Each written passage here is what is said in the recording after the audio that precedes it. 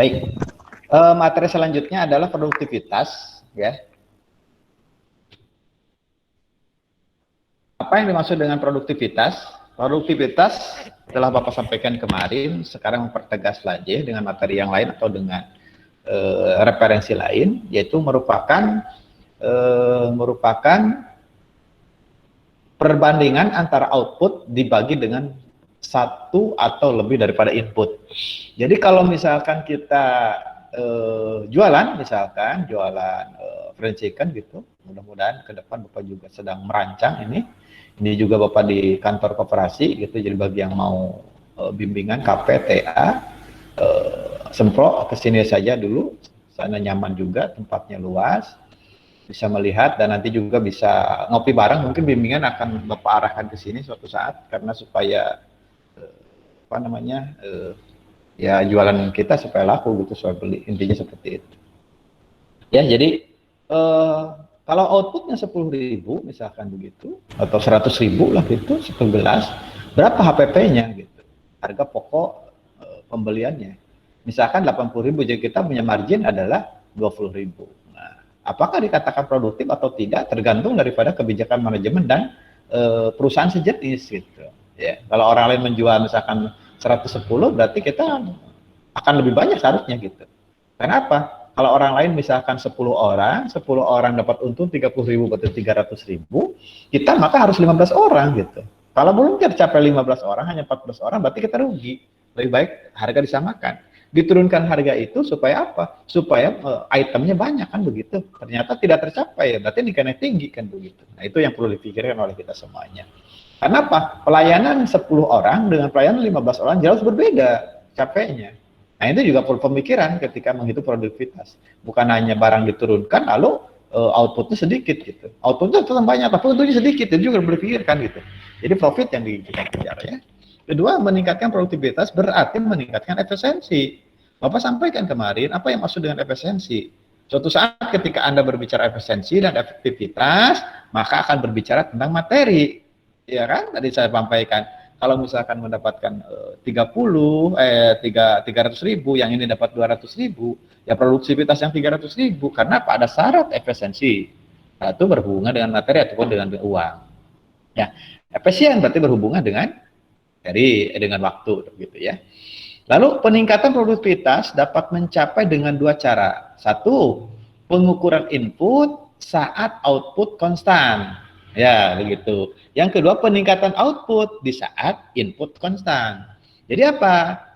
Secara sederhananya apa? Kalau misalkan biaya tetap, tetapi outputnya misalkan meningkat, berarti produktivitas. Atau sebaliknya, outputnya konstan, ya, inputnya konstan, outputnya meningkat. Ya, jadi artinya apa? Pendapatannya biayanya tetap, misalkan 10.000 ya, tapi pendapatannya meningkat ya, begitu. Jadi boleh salah satu, jadi boleh inputnya diturunkan, outputnya konstan atau tetap stabil. Jadi pendapatannya tadi 300.000 gitu ya, tapi biaya diturunkan menjadi yang tadinya asalnya 200.000 menjadi 195, walaupun hanya 5 digit berturun, tapi tetap dikatakan produktivitas. Ya, jadi Bapak tekankan ketika Anda menghitung produktivitas, ini yang paling pokoknya sebenarnya ada 5 gitu, ada 5 di dalam materi yang lain tentunya, tapi Bapak yang sampaikan adalah 4, hanya 2 saja. Satu, misalkan tadi pencapaian ya pengukuran input saat output konstan. Jadi outputnya tetap biayanya 200.000 gitu, ya. Tapi inputnya bertambah seperti itu. Ya. Nah, lihat, ini rumusnya, rumus sederhananya. Jadi produktivitas adalah output yang dihasilkan dibagi dengan input yang digunakan. Berapapun biaya yang dikeluarkan dari mulai parkiran gitu ya, BBM gitu, transportasi dan lain sebagainya, biaya parkir, semuanya dari mulai office boy, semuanya dari sampai direktur sampai dewan komisaris dihitung ya, biayanya ini, nah, hasilnya berapa nih? Nah, itu sederhananya seperti itu. Yang kedua, contoh ya dari rumus tadi. Contoh, jika output yang dihasilkan 1.000 dan jam kerja yang digunakan adalah 250, maka produktivitasnya adalah barang yang dihasilkan berarti 1000, jam kerja adalah 250. Berarti 1000 dibagi 250 berarti produktivitas 4 unit per jam. Nah, diturunkan lagi berarti. Berapa kalau 4 jam per unit berarti bisa diturunkan lagi. 1 unit itu berapa menit begitu. Oh, berarti 15 menit begitu. Nah, itu seperti itu. Berarti kalau kita punya, untuk apa menghitung misalkan produktivitas? Karena akan menghitung segala-galanya. Contoh, tenaga kerja kita akan hitung, land akan kita hitung, berapa mesin kekuatan yang kita hitung, kapasitas mesin kita akan hitung, ini jelas kan? Kalau kita misalkan ada pesanan misalkan 50.000, berarti 50.000 dibagi kapasitas mesin, dibagi kapasitas mesin, dibagi jumlah kerja dan unit. Akan ketemu seperti itu, ya. Jadi hati-hati di sana. Kedua, pengukuran produktivitas, faktor tunggal, single factor productivity adalah produktif ada lagi yang satu itu, yang kedua ada produktif multifaktor atau multifaktor productivity. Mana? Ini rumusnya. Kalau yang tadi yang umum ya, secara umum keseluruhan, kalau sekarang dibagi lagi dua, lebih detail lagi gitu ya. Jadi output yang dihasilkan pekerja, material, energi, modal dan lain-lain di seluruhnya artinya. Ya, itu produktivitas ya. Yang kedua, berapa masalah yang akan dihitung produktivitas? Satu, kualitas dapat berubah walaupun kuantitas input adalah output tetap. Nah, ingat, kualitas tetap. Jangan sampai misalkan kualitas banyak nih, tapi ideal semua, reject semua, ya nggak bisa tuh. Atau yang kemarin itu produktivitas, karena mengejar produksi sehingga dikejar. Kapasitas produksi dimaksimalkan begitu, menjadi 1000, terkejar. Tapi rejectnya sampai 10%, ya sama dengan bohong. Mending kemarin dapat 900, tapi tidak ada reject. Nah, itu juga perlu pertimbangan. Makanya nanti tentang produktivitas itu ada hal-hal yang perlu dipikirkan ataupun syarat-syarat yang harus terpenuhi. Ya, dan itu semuanya adalah manufaktur semuanya, gitu ya. Kedua, unsur-unsur luar dapat menyebabkan peningkatan atau penurunan produktivitas pada sistem walaupun tidak secara langsung. Contoh, misalkan unsur ketiganya apa? Ada masalah politik gitu ya. Ada masalah politik, rame gitu pembantu presiden, kan turun tuh peningkatannya. Karena orang tidak mau beli lagi barang kita. Nah, oleh karena itu, Bapak menyarankan hal semacam ini menjadikan pertimbangan. Ya, macet misalkan, tidak begitu pas, ya sekarang alhamdulillah bisa di Google Map dulu, begitu dari Jakarta macet di mana, kita bisa perkirakan. Tapi dulu enggak, orang main berangkat aja jam berapa, nggak diperhitungkan, tahu-tahu macet. Nah, itu kan masalah yang tidak bisa dihindarkan. Atau tidak macet gitu. Begitu pas di jalan hujan besar sehingga banjir. Nah, itu juga hal-hal yang penting itu ya, perlu dipikirkan. Jadi ada hal-hal yang tidak di luar dugaan, baik bencana alam ataupun perbuatan manusia sendiri. Atau misalkan apa? Di tengah jalan datang ada paku, ban bocor gitu ketika pengiriman. Kan ini di luar dugaan. Ya, padahal barang itu harus misalkan terkirim di pintu gerbang jam 14. Ternyata ban ya kempes di tengah jalan. Ini juga hal-hal yang perlu dipertimbangkan oleh kalian. Jadi kasihlah spare kali dan sebagainya supaya tidak masalah di tengah jalan. Yang ketiga, kurang atau bahkan tidak ada satuan pengukuran yang akurat begitu. Jadi ukurannya itu contoh transportasi, ukurannya bingung kan? Ya pinginnya kita map ada 1,1 jatnya, 1,14 1 jam 14 menit nyampe Grogol. Ternyata begitu pas dari sini bagus, hijau begitu di mapnya. Begitu pas keluar tol, Jakarta Kota, macet langsung. Nambah waktu setengah jam. Nah, hal semacam itu ya, perlu dipertimbangkan. Contoh, misalkan, perusahaan Colin Detail mempunyai 4 orang karyawan, yang masing-masing bekerja 8 jam per hari. Nah, ingat ya, per hari. Apakah ini 8 jam itu termasuk jam kerja, jam istirahat? Ya, tentunya. Tergantung daripada kebijakan perusahaan, ya. Dengan upah misalkan 640 US dollar per hari. Ya, di harian berarti ya. Dan biaya overheadnya 400 US dollar per hari juga. Ya. PT Colin memproses dan menyelesaikan 8 judul setiap hari.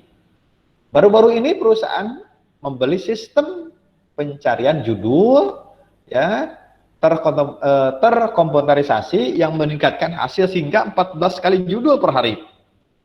Walaupun karyawan, jam kerja mereka dan upah tetap sama, biaya overhead sekarang menjadi 800 US dollar per hari. Hitung produktivitas lama dan baru, baik single maupun multifaktor. Jadi ini contohnya adalah yang single dan multifaktor. Jawab yang single ini, ya.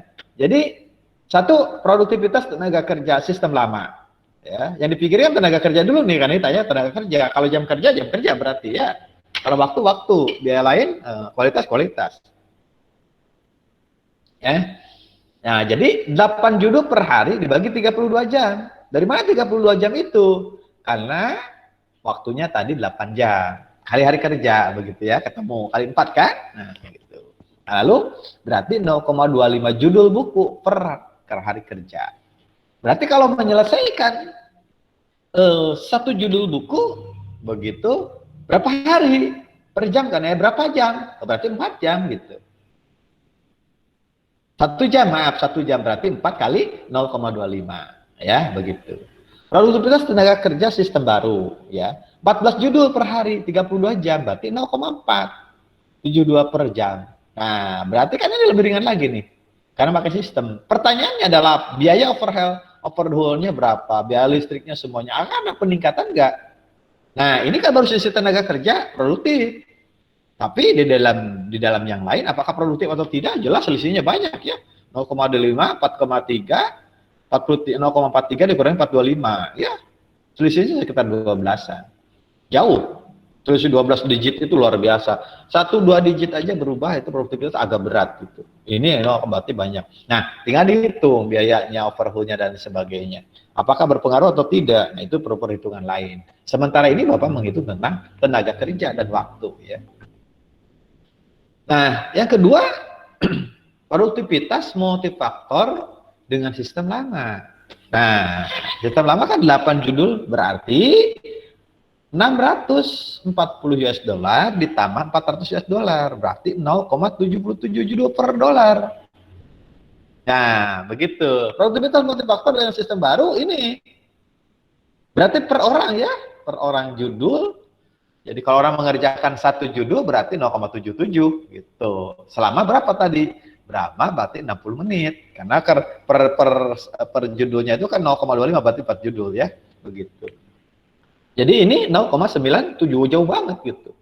Ya, meningkat luar biasa berarti sekitar 20 ya, 0,20 digit naik lah sedikit begitu. Nah, ini ya. Selanjutnya yang harus diperhitungkan selain daripada contoh tadi adalah tenaga kerja. Ya, tenaga kerja ada variabel. Ya, ini variabelnya ada modal dan ada manajemen. Di tenaga kerjanya bagaimana? Modalnya bagaimana? Manajemen bagaimana? Kebijakan manajemen bagaimana? Regulasi bagaimana? Aturan pemerintah bagaimana? Termasuk di sini ini. Ya, investasi kalau modal berarti di sini berapa?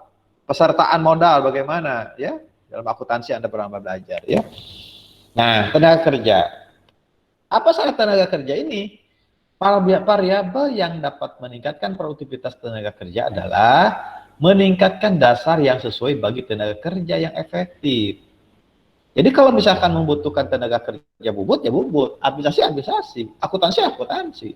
Jangan misalkan orang akuntansi nyari kita tempat orang lain. Nah, itu jadi masalah. Karena apa? Lama pendidikannya. Nah, sekarang kan pengen instan begitu. Ya, makanya orang PI itu segala siap. Karena apa? Semuanya telah dipelajari. Tinggal Anda mendalami saja mau kemana arahnya. Ya, begitu. Kedua, mengatakan angka tenaga kerja, ya, mencatat tenaga kerja. Ketiga, biaya sosial yang membuat tenaga kerja itu tersedia seperti transportasi dan sanitasi. Ya, biaya sosial itu perlu dipikirkan juga. Begitu pas masuk, misalkan sosial dan keagamaan tentunya. Apakah rumah ibadah? Ya, adakah saluran air? Adakah WC-nya, toiletnya bagaimana, terarah atau terus atau tidak? Begitu masuk pabrik, waduh kotor banget, malu itu. Sehingga tidak ada gairah. Kita dalam bekerja. Kenapa? Ya kalau bisa di WC itu bisa happy begitu ya. Bagaimana ciptakan seperti itu. Keempat, mempertahankan dan meningkatkan keterampilan tenaga kerja. Jadi ketika ada hal tertentu ketika masuk itu, kemarin saya masukkan kepada salah satu perusahaan ya, keponakan. Ya, trainingnya 6 bulan gitu. Kata saya, kenapa harus 6 bulan gitu? Kenapa harus 6 bulan? Kalau memang bisa 3 bulan training, ya udah 3 bulan. Jadi tidak produktif. Nah ini juga masih sistem lama nih. Ada perusahaan-perusahaan yang Bapak pantau gitu, beberapa contohnya yang kemarin Bapak masukin keponakan Bapak, ternyata trainingnya itu, maaf, 6 bulan. Gajinya 4,7 gitu. Kan sayang, tidak produktif dia. Hanya lihatin ruangan-ruangan begitu. Kecuali ada materi-materi yang khusus memang dia harus bisa. Dan jangka waktu itu. Tapi Anda sebagai orang teknik industri, kenapa berubah nggak 3 bulan? Orang udah masukin, udah digaji 4,7. Ya, 4,7 taruh 5 juta gitu ya. 5 juta kali 3 ber-30 juta uang terbuang, sedangkan karyawan yang baru belum menghasilkan apa-apa. Nah, itu juga tidak produktif jelas. Kalau memang 1 bulan training sudah selesai, langsung lempar kemana? Dia misalkan bagian bagian packaging. Ya udah, training tentang packaging saja. Nanti yang lain kan bisa mengikuti aturan tata main. Kalau ya aturan berada pertama ya, gaji berapa, aturan mainnya, harus pakai seragam, tidur di sini atau di luar, dijaga kesehatan, itu umum, cuma sehari udah kelar, itu seminggu. 3 minggunya baru training tentang teknis. Gitu. Ini juga pikir suatu saat Anda mengambil kebijakan, jadi supervisor, apalagi di HRD, atau dimanapun di bagian trainer gitu, maka Anda berpikir itu, kenapa sih harus 3 bulan gitu? Tidak produktif amat. Nah, Anda sebagai orang TI harus punya gagasan itu dan memberikan masukan kepada manajemen. Ya. Kelima, tenaga kerja dengan komitmen yang lebih kuat. Ya, di awal ketika rekrutmen itu ditanya biasanya, kenapa Anda mau bergabung kepada perusahaan kami? Ini pertanyaan yang jebakan terus terang saja. Ya, Bapak pernah seperti itu. Ya, suatu saat Bapak juga mungkin ke rekrutan tenaga kerja untuk pergudangan sama koperasi akan bertanya, kenapa Anda mau bergabung kepada kami? Apa alasan yang kuat Anda? Itu pasti komitmen awal. Oh saya pingin, apalagi yang bekerja, Anda bekerja kan udah bagus, sekarang mau pindah ke sini, apa komitmen Anda? Oh Pak, saya meningkatkan nggak? Karena di sana itu ngeluh dia, inilah kerjanya begini, makanannya seperti, udah yakinnya 100% tidak akan diterima. Jangan keluar, apalagi menjelekkan perusahaan sebelumnya. Nggak boleh seperti itu. Nah ini yang perlu dipikirkan oleh kalian, ya, dipikirkan oleh kalian. Yang kedua adalah, tadi kan ada tenaga kerja, ada modal, variabelnya ya, ada manajemen. Yang kedua adalah modal. Modal itu boleh investasi, ada tambahan modal. Bapak sekarang lagi minjem ke salah satu lembaga LPDP gitu, Kementerian Koperasi dan UKM, itu penyertaan modal usaha. Ada investasi, ada modal usaha. Ya, di perbankan itu dua komponen itu. Jadi investasi dan pajak meningkatkan modal, ya, membuat investasi menjadikan mahal. Saat modal yang diinvestasikan per pekerja menurun, produktivitas juga menurun. Nah ini permasalahannya. Makanya di TI ada studi kelayakan usaha, studi kelayakan tempat. Kenapa? Ketika investasi membuatkan salah satu mesin, membeli salah satu mesin, mendirikan sebuah pabrik, apakah eksesnya produktif enggak? BIP-nya kapan? Break even point-nya, uang akan kembali berapa tahun? Itu kan dihitung. Nah itu yang perlu dipikirkan. Selanjutnya yang poin ketiga adalah manajemen. Manajemen harus komitmen dan bertanggung jawab untuk memastikan tenaga kerja dan modal untuk digunakan secara efektif untuk meningkatkan produktivitas. Nah itu, kalau manajemen misalkan udah ujug-ujug pingin memperkaya dirinya sendiri dan keluarganya atau kelompoknya, silakan. Apalagi negara. Kalau kita punya komitmen dimanapun, kami punya komitmen misalkan ingin memajukan teknik industri, apapun daya upaya, pemikiran, semuanya dicurahkan. 100%. Ya, anak, istri mungkin nomor sekian, ingin jalan-jalan juga ditinggalkan. Itu harus komitmen dulu itu. Dan sampaikan kepada keluarga kalian. Kepada orang suatu saat Anda bekerja, sampaikan kepada ibu, kepada ayah, kepada adik, kepada kakak, dan masyarakat sekelilingnya bahwa saya akan komitmen mengefektifkan perusahaan dan akan saya bekerja benar-benar untuk memajukan perusahaan kami. Harus ada di dalam niat manajemen seorang karyawan dan yakinkan semua karyawan seperti itu. Insya Allah akan maju. Anda juga sekarang begitu bekerja, belajar. Saya komitmen tanggal sekian, jam sekian belajar mata kuliah Anda. Komitmen. Mendengarkan, pagi-pagi sudah mandi, sudah menyiapkan pulsa, sudah menyiapkan laptop dibuka, itu komitmen kalian. Kalau sekarang Anda misalkan disuruh on cam aja tidak mau, Ya sulit. Mandi aja belum, makan aja belum. Wah cilaka nanti Anda. Ya, kenapa suatu saat pasti kalian seorang sarjana pasti memegang tampuk kekuasaan, baik di perusahaan atau di pemerintah. Kalau udah sekarang tidak terbiasa, bangun semaunya karena online, begitu cukup menyalakan HP, selesai tidur lagi, ya udah, selamat Anda nganggur aja nantinya. Begitu. Dari sekarang, kita harus, saya sering Bapak sering katakan, kalau kita ingin menjadi manajemen, maka harus punya cita-cita. Jangan sekali-kali baik di media sosial ataupun dimanapun mengeluh. Udah, oke. Status mengeluh, marah kepada orang lain mengeluh, dimarahin orang tua buat status mengeluh, berantem sama orang mengeluh, nagih hutang orang lain malah marah, dia ngeluh, diomongin. Gak usah yang begitu-begitu. Coba kalian rajin-rajin dah, tiap hari mungkin Bapak selalu memberikan motivasi, Bapak memberikan apa ya namanya, hal-hal yang produktif gitu. Kita kan berbicara produktif, maka dari mulai status di FB, di Instagram, dimanapun semuanya. Apa energi positif masuk kepada otak kita gitu loh. Mau bagaimana kita bangun, orang lain udah bangun, udah belajar, ini masuk aja belum. Ya, dan ini sudah menanyakan misalkan ke Bapak, yang lain masih pada tidur. Lama masuknya. Dan ini udah jam 8, jam 7, jam 8.45 sudah masuk. Ya. Misalkan yang lain masih masuk 2, 3, 6, 7, lama lagi nungguin. Jadi lainnya lumayan begitu. Ya, sekitar 10 menit. Nah, kalau bisa ya coba dari sana dulu lah, dari sana dulu ya. Jadi Anda begitu pas besok belajar apa nih, oh saya hari ini mau bimbingan ya, janji jam 12, Anda jam 11 udah standby, bukan janji 12 datang jam 1, cilaka ya, cilaka. Biasakan dari sekarang, karena kebiasaan akan menjadikan karakter. Ketika udah menjadi karakter, menjadikan tabiat, ketika udah jadi tabiat, sulit, cek orang Sunda, adat geus kakudung ku iga, sulit untuk dirubah. Selagi Anda masih membentuk, maka biasakan dari sekarang. Pembiasaan. Ya, itu pesan Bapak. Culture itu lebih berat ya. Nah, selanjutnya silakan sambil minum kalau yang mau. Haus Bapak juga. Ya. Atau sampai sini ada yang mau tanya dulu silakan. Sampai ngisi absen. Mangga. Halo? Erlan? Aldo mau tanya dulu mangga? Atau Salwa?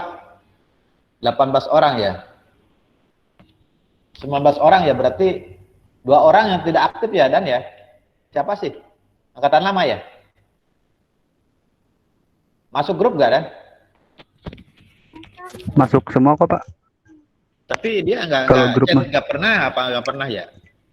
Iya Pak, ada beberapa mahasiswa yang kalau pembagian kelompok juga nggak ini Pak, nggak respon gitu Pak. Ya nggak apa-apa. Nah, nanti kalau udah begitu pas UTS, dia mau lulus baru nyembah-nyembah, pingin nilai begitu. Ya itulah kelakuan kakak-kakak kelas kalian, jangan ikutin gitu. Karena angkatan 2016, 2017 luar biasa.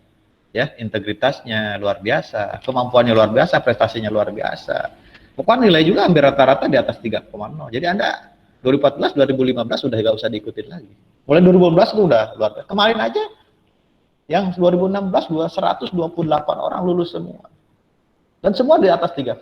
Luar biasa. Bahkan sepanjang 24 tahun baru nilai 3,73. Kang Billy. Ya, artinya waktu zaman prodi Bapak itu dalam keadaan ini. Nah, ini hal-hal semacam prestasi yang luar biasa. Bapak harus memberikan, oh iya, waktu zaman saya bisa seperti ini, kenapa waktu prodi lain tidak bisa? Ada apa sebenarnya? Ya, orang lain bisa 3,9 karena bukan eksak. Kalau eksak agak berat. Ya. Oke, baik. Sambil ditulis nanti kalau ada yang ditanyakan silahkan ya. Memotong juga boleh, Pak. Mohon maaf Pak, ada yang kurang ngerti, langsung tanya. Jangan nunggu saja supaya ada 2 arah lebih enak ya. Nah, itu yang Bapak sampaikan adalah produktivitas tentang di bidang manufaktur. Untuk apa? Perhitungannya tadi gampang kan? Ya, produksi mesin jahit, produksi motor, produksi buku, kan ketahuan. Nah, sekarang bagaimana bidang sektor jasa? Nah, ini produktivitas ya. Maaf, produktivitas di bidang jasa dari sektor, tunggu dulu ininya Bapak, mati nih apa? Remote mouse-nya ya tidak bisa digerakkan. Bentar, nyari baterai dulu ya. Jadi produktivitas dari faktor jasa telah terbukti sulit berkembang karena pekerja dari sektor jasa adalah satu, ya, mau para peneliti nih, biasanya membutuhkan tenaga kerja secara banyak. Ya, itu bidang jasa. Contoh transportasi, sampai saat ini belum bisa supir itu diganti dengan yang lain. Ya, Connect masih bisa lah, ya, secara otomatis, ya. Busway kan di Jakarta hanya cukup satu orang, udah barangkali satu, tapi tidak bisa ditinggalkan itu. Tapi kalau bidang produksi, mesin yang dulu satu mesin satu, sekarang bisa 5 mesin, 10 mesin, ada tungguin satu orang. Ya, itu, ya. Seringkali seseorang dibentuk apa? Ya jadi orang jadi supir, dari montir, maintenance gitu. Jasa pelayanan umroh dan haji contohnya tetap kan harus ada orang dioperasikan, biarpun maksud online. Ya, seringkali tugas intelektual dilakukan oleh para profesional. Ya, contoh jasa apa? Pengacara, betul nggak? Notaris, nggak bisa. Orang ujung-ujung nggak sekolah jadi notaris, nggak bisa, harus ada sekolah notaris. Jadi pengacara ujung-ujung, tapi SH baru gelar SH saja tidak bisa, jadi harus sekolah lagi, harus punya kelakuan khusus. Sehingga memang Bapak kenapa nggak dicontohkan dana jasa? Ya ini salah satu faktor-faktor yang menjadikan agak sulit dihitungnya begitu. Tapi bisa, ya, butuh waktu. Ya, seringkali sulit untuk di mekanisasinya atau diotomatisasinya. Ya, betul kan? Supir diotomasi bisa nggak? Ya agak sulit jasanya. Ya agak sulit. Tapi bisa semua. Tapi pasti manusianya faktornya masih ada. Kayak tadi lah, pengacara diotomasikan begitu. Hanya daftarnya saja bisa. Tapi konsultasi tetap orang ke orang kan? Nggak bisa. Ngajar, Bapak nih. Oh sekarang bisa aja pakai media itu, pakai media YouTube dan lain sebagainya. Nanti siaran ulangnya bisa. Tapi tetap ada sesuatu yang tidak bisa dipungkiri bahwa kalian ingin ketemu dengan dosen, ingin ketemu dengan orang-orang yang Anda senangi, ya Anda cintai, nggak bisa itu. Ya. Jadi ada sesuatu yang tidak bisa diganti dengan mesin, dengan sistem dan sebagainya. Seringkali sulit untuk dievaluasi mutunya. Ya, mutu pengacara ini bagus nih. Ukurannya apa? Menang di pengadilan.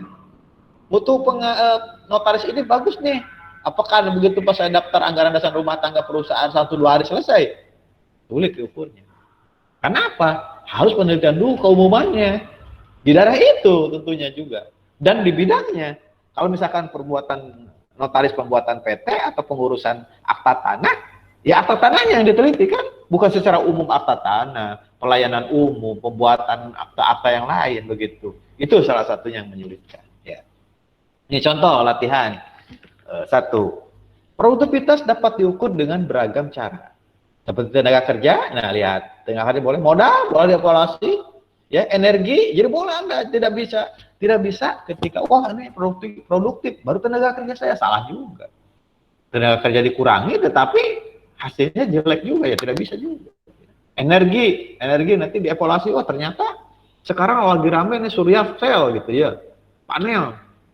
Ya, karena matahari kita belum 100, mungkin hampir 90%, 98% belum dipergunakan. Tuhan belum memberikan energi yang luar biasa kepada bangsa Indonesia, tapi sampai saat ini belum ada. Bahkan menjadikan sekarang apa? Ya uangnya nggak ada gitu. Siapa yang akan mempermasalahkan matahari? Coba kalau nikel, sekarang di stop ke Prancis. Prancis membuat misalkan baterai, ya kan? Stop oleh pemerintah, ngadatkan para pengusaha. Buatkan hoax begitu, tenaga kerja dari Cina dan lain sebagainya. Padahal kita menyiapkan untuk tenaga surya. Kalau tenaga surya harus disimpan kan di baterai. Baterainya harus ada bahan baku nikel. Begitu. Salah satunya. Ya, salah satunya. Ini salah satunya. Bahan baku yang lainnya. Pada modern, ya misalkan Hitler sebagai presiden seperti apel, ya yang dijual dengan pada petani. Petani apel, ini petani apel ya, ini petani, maaf. Ya. Tani apel yang dijual dengan memproduksi 240 peti dari 100 batang pohon. Baru-baru ini membeli 100 batang per hari. Pada setiap batang membutuhkan 3 jam kerja. Ini contohnya. Bagaimana penyelesaiannya? Lanjutannya masih soal. Jadi ia berpendapat bahwa ia dapat memperkerjakan pembeli profesional yang dapat membeli pohon dengan kualitas yang lebih baik dengan cara yang sama. Jika demikian, ia meningkatkan produksinya hingga 260 peti per 100 batang. Dan jam kerja akan bertambah 8 jam per hari. Dampak apakah yang akan ia dapatkan pada produktivitas diukur dalam peti per jam kerja. Jika membeli profesional ini dipekerjakan. Nah, berarti jawabnya produktivitas bidang kerja berarti 240 peti dibagi 100 batang kali 3 jam. Maka ketemu ada 0,8 peti per jam kerja. Ya, 0,8 berarti 100 dibagi 0,8 ketemunya berarti berapa? Per jam. Berarti kalau memenuhi peti itu harus berapa jam? Itu kan dihitung. Ya, packaging lah gitu berarti ini. Ya. Selanjutnya 260 peti ya dibagi 308, maka 0,8 peti per jam. Ya, soal yang selanjutnya. Nah, latihan berikutnya Bapak tidak sampaikan, silahkan dibaca ya, jawabannya juga sudah ada, mungkin kalian juga sudah baca. Terus yang ini juga tidak dibaca, tinggal teruskan. Nah, lalu produktivitas di bidang kualitas. Jangan diabaikan tentang kualitas. Anda mengajarkan kuantitas, lalu kualitas menurun. Hati-hati juga. Kualitas sangat mempengaruhi suatu nilai produktivitas, namun hal ini tidak dapat diukur dalam perhitungan produktivitas. Ya, contoh saja, ada perusahaan yang memproduksi 8 buku dalam satu hari.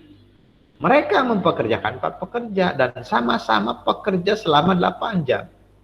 Namun salah satu perusahaan tersebut, sebut saja si A, memiliki kualitas barang yang lebih baik dari kualitas barang yang perusahaan B. Sebenarnya produktivitas pada perusahaan A lebih baik dari perusahaan B. Namun karena rumus perhitungan dari produktivitas tidak mampu menghitung masalah kualitas, maka dalam perhitungan produktivitas mereka terlihat sama. Ini pertalaannya. Ketika customer-nya diterima oleh customer, selesai. Nggak dikatakan satu bagus atau tidak. Gitu. Kan ketika tidak bagus berarti reject. Nah ini permasalahannya. Kedua ada unsur internal, penjelasan dari yang tadi. Dalam suatu perusahaan sudah pasti memerlukan bantuan pihak eksternal yang menunjang perusahaan tersebut. Dan pihak eksternal ini secara tidak langsung mempengaruhi kegiatan produksi yang berdampak pada produktivitas. Contoh saja, kita mempunyai perusahaan mebel kayu, lalu kita membuat perhitungan produktivitas yang canggih, baik dalam kerja, modal, juga jam kerja. Ketika kita sedang beroperasi, pihak eksternal memiliki pelayanan yang buruk terhadap kita. Pihak eksternal misalkan adalah PLN mati, sering mati, sehingga ketika nyerut tengah-tengah mati, otomatis kan ada batasnya. Serutnya mati, otomatis ada garetnya. Ketika diulangi tidak bisa diulangi lagi, harus dari awal lagi. Bisa dibayangkan kalau itu adalah hal yang terakhir. Pasti terbuang material itu. Benar, misalkan Bapak Guru apa? Siap putus semuanya. Nyambung itu nggak cukup 1 jam. 3.000 mata pintal harus nyambung. Itu contoh-contoh. Jadi contoh listrik, makanya kalau perusahaan yang besar itu ada perjanjian MOU dan MOA-nya dengan pihak PLN ataupun energi. Kalau mati, maka saya kerugian dalam 1 jam misalkan 2 miliar. Maka 2 miliar itu harus dibayar oleh PLN begitu. Ketika mati itu, makanya PLN hati-hati. Kalau enggak, kita kan enggak. Makanya harus perlindungan konsumen, kita juga seperti itu di rumah tangga gitu. UMKM ya. Coba, misalkan UMKM donat, terus apa lagi? Roti, kerupuk kulit, kerupuk dan sebagainya. Pakai listrik, mati. Nggak bisa berkembang itu. Langsung hancur lagi, apa nanti diangetin lagi? Nggak bisa. Kalau ratusan atau ribuan yang dibuat dimasukkan kepada oven, bisa dibayangkan buat kalian. Maka banyak orang yang sekarang berbuat dulu itu pakai tenaga panas. Dengan apa? Dengan gas. Nah, itu salah satu. Untuk apa? Untuk mengurangi resiko-resiko itu pihak eksternal. Ya, itu salah satunya. Ketiga, kurang atau bahkan tidak adanya satuan yang tepat. Ketika tidak mempunyai satuan yang jelas, karena kegiatan produksi memiliki sangat berbeda faktor penunjang yang tidak dapat kita masukkan ke dalam perhitungan matematikanya. Sehingga apa? Problemnya adalah tidak bisa produktivitas sevariabel karena variabel tidak diketahui. Ya, ketika Anda nanti penelitian di produktivitas, contoh-contoh jurnal banyak ya, ada yang melihat. Ya, maka variabelnya apa? Gitu. Apakah penting atau tidak? Bisa dibuang nggak? Nah, itu yang perlu dipikirkan. Di sini ada 3 variabel perhitungan: peran tenaga kerja, ingat, ya. Kedua, modal yang Bapak telah saya sampaikan. Ketiga, manajemen. Manajemen, ingat, ketika kita melangkahkan kaki, duduk di sebuah perusahaan ataupun lembaga, maka yang terpikirkan bagaimana saya bisa memajukan perusahaan ini secara efektif dan efisien. Itu nilai produktivitas. Ya, Anda tanya produktivitasnya berapa sih? Dia nggak tahu. Anda bajarkan kalau kita masuk perusahaan begitu. Makanya tanya produktivitasnya berapa. Pasti semuanya sudah dipang-pang. Produktivitasnya berapa? Oh, 52%. Wah, kita tingkatkan nih sampai 60. Tahun ini naik 8%. Besok naik lagi 2% jadi 70. Naik lagi sampai 8-90, misalkan sampai 90%. Ini yang dibutuhkan adalah generasi-generasi milenial yang harus bisa membacakan produktivitas. Maka jelas proses manufaktur ataupun sistem manufaktur yang Anda pilih sudah tepat, karena bisa ke sana ke sini, bisa manajemennya, bisa modalnya, bisa tenaga kerja, bisa waktunya dihitung. Orang lain sulit. Ketika perancangan yang lain udah, ekonomi capatik ya udah, penelitian yang petik saja. Gitu. Ketika SM transportasi saja, tidak menghitung tenaga kerjanya bagaimana, manajemennya bagaimana, modalnya bagaimana, tidak dihitung. Ini kelebihan adalah sistem manufaktur. Promosikan oleh kalian gitu. Ya, jadi Anda sudah tepat ketika masuk mata kuliah sistem manufaktur. Karena semuanya dibahas. Ya, coba aja. Yang penelitian-penelitian misalkan SCM. Hanya misalkan dengan pengiriman barang spare part dari produksi ke ini dengan metode scientific. Hanya menghitung biaya produksi, biaya transportasinya saja. Tidak menghitung tenaga kerja bagaimana. Tidak menghitung manajemennya bagaimana, efisien tidak. Kalau misalkan kita mati-matian menghemat ongkos transportasi, tapi manajemennya makan aja misalkan di restoran terus, cilaka kan? Ya, ini kelebihan-kelebihan sistem manufaktur belajar Anda. Itu saja kesimpulannya adalah ada 3 cara, ya, ada 3, salah satu ada 3 hal, 3 variabel yang perlu dihitung tentang yang paling pokok ya, tentunya yang paling pokok untuk produktivitas meningkat dengan cara efektif dan efisien, yaitu 1 tenaga kerja, 2 modal, 3 manajemen. Itu saja yang dapat Bapak sampaikan. Ini mulai besok berarti pengukuran produktivitas oleh grup yang siap gitu, atau langsung evaluasi produktivitas atau perencanaan silakan. Itu saja yang dapat Bapak sampaikan, semoga bermanfaat.